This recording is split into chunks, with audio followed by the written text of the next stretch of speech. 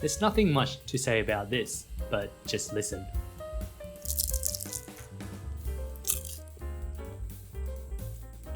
Yep, let's cook this.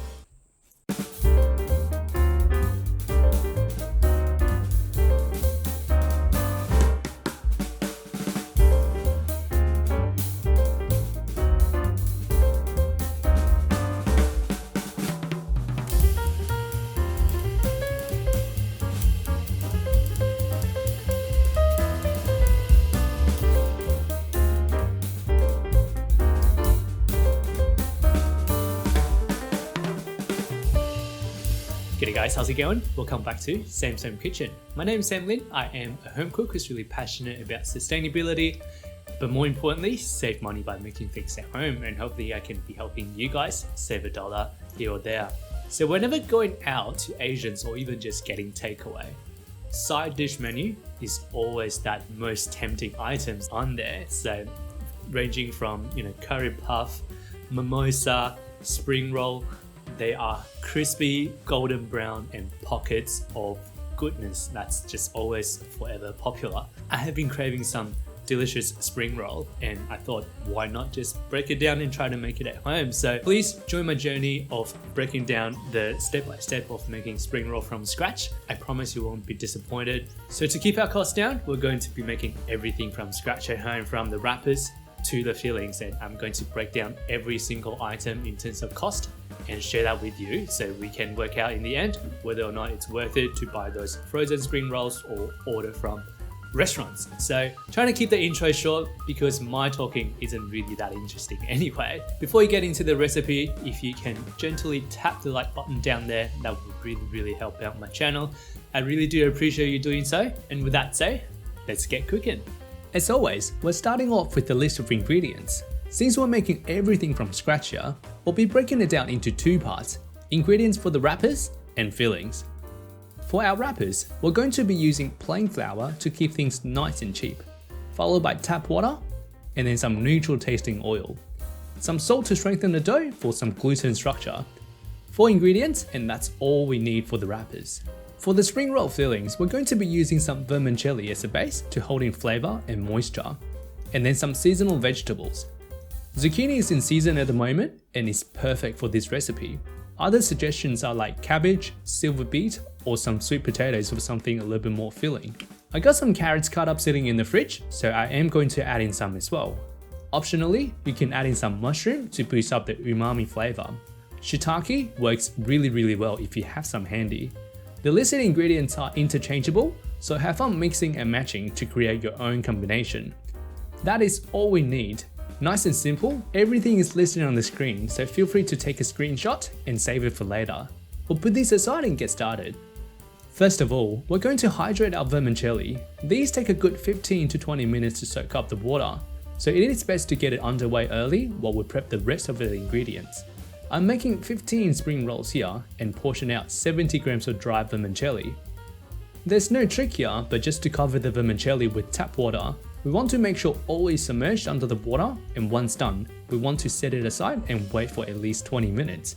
Perfect amount of time for us to prep the rest of our spring rolls. Next step, we're going to be making our wrappers.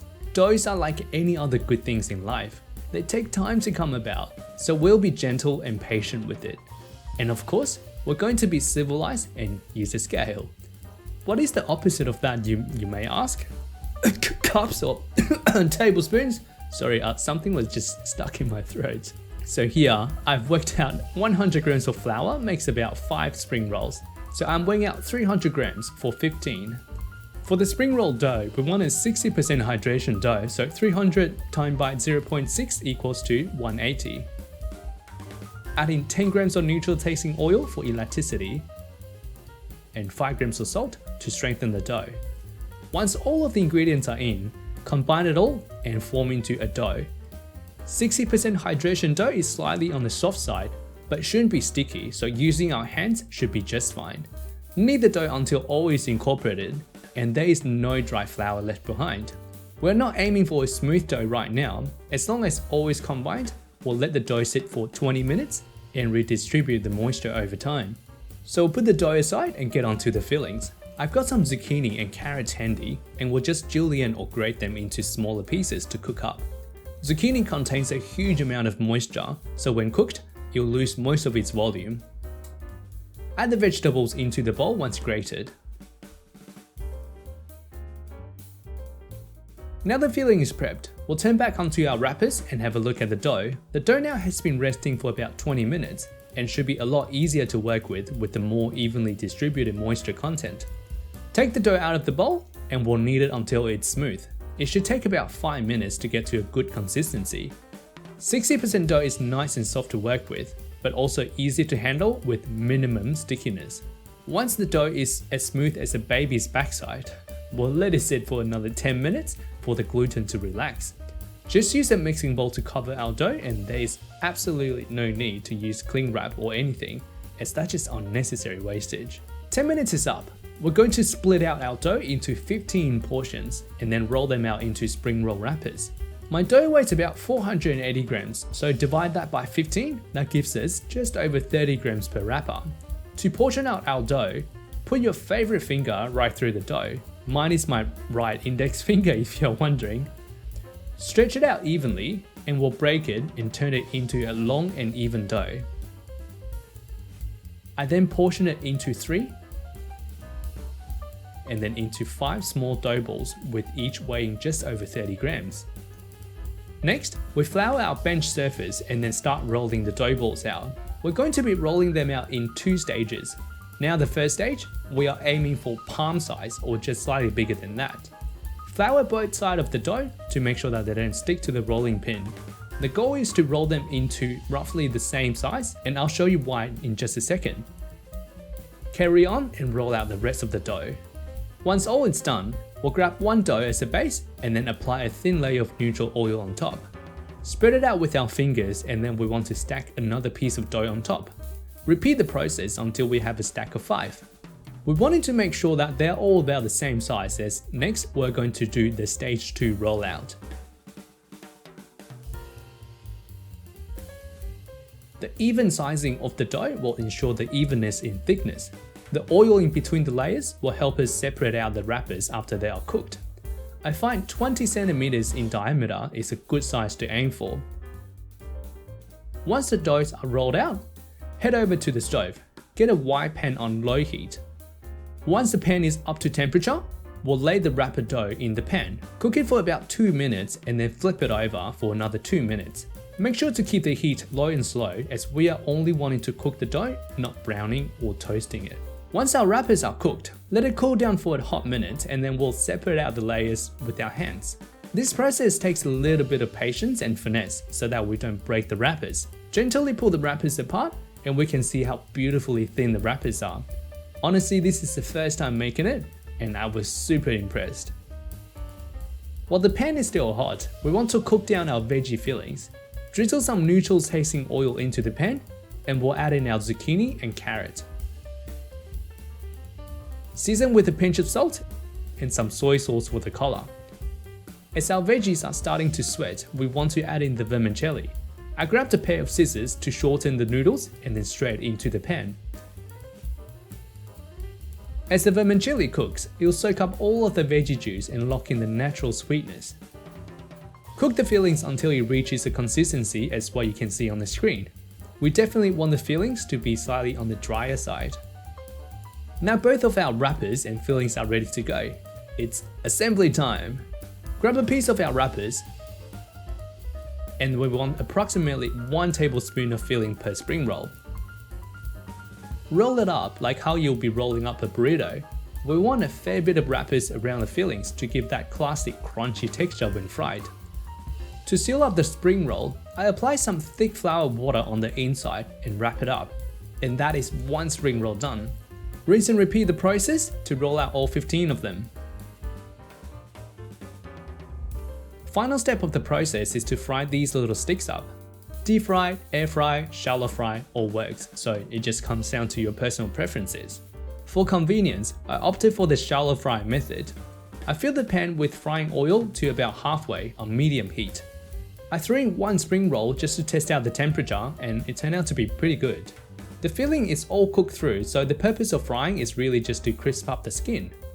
One little tip to know whether or not your spring roll is ready to go is to observe the bubbles coming out from the wrappers. Once it stops bubbling up like what you can see on the screen, it means most of the moisture is driven out of the wrappers now, and it's the timing to either flip it or take it out. The spring rolls turn out to be super golden brown and incredibly crispy. If you like to drain some oil off the spring rolls, put a kitchen towel on the bottom of the bowl to absorb the excess oil. Can't do a spring roll video without showing off the crunchiness of it. Just listen to it.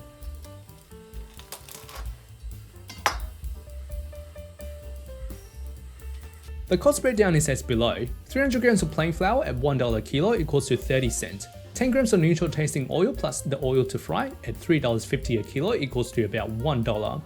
10 grams of salt at 90 cents per kilo equals to 0.9 cents. 70 grams of vermicelli at $5.50 a kilo equals to 38.5 cents. One zucchini is about $1. 50 grams of carrots at $1 a kilo equals to 5 cents. Altogether, 15 spring rolls costed us $2.74.4 cents. That is 18.3 cents per spring roll. Jeez, that is insane. Alright, and there we have it. We've got our beautiful spring roll done here. It took a little bit of time, and I think the wrapper, next time I'll try not to make it as thin because some of them did break, but nevertheless still turn out to be super crispy and beautiful golden brown. Gonna give it a try and let you know how it tastes like.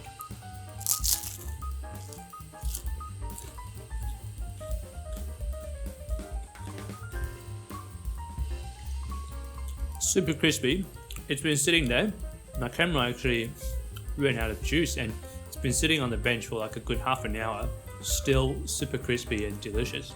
This is just a perfect side dish when you're going Asian. You can do a big batch, pop it in the freezer because there's so little moisture in here. So little is actually going to be frozen. So you can almost just take it out straight from the freezer and fry it as you go. And it's bloody delicious, super cheap to make, and it's also vegan friendly. No animal product is involved in here.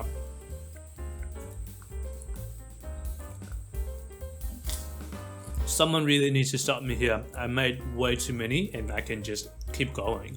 Anyway, thank you for tuning in and joining the recipe. I hope you learned something and really give this a try. It's bloody delicious. Thank you so much for watching. If you enjoyed the video, give the video a like and maybe subscribe. New recipes coming out on a 2-weekly basis. Thank you so much and I will see you in the next one.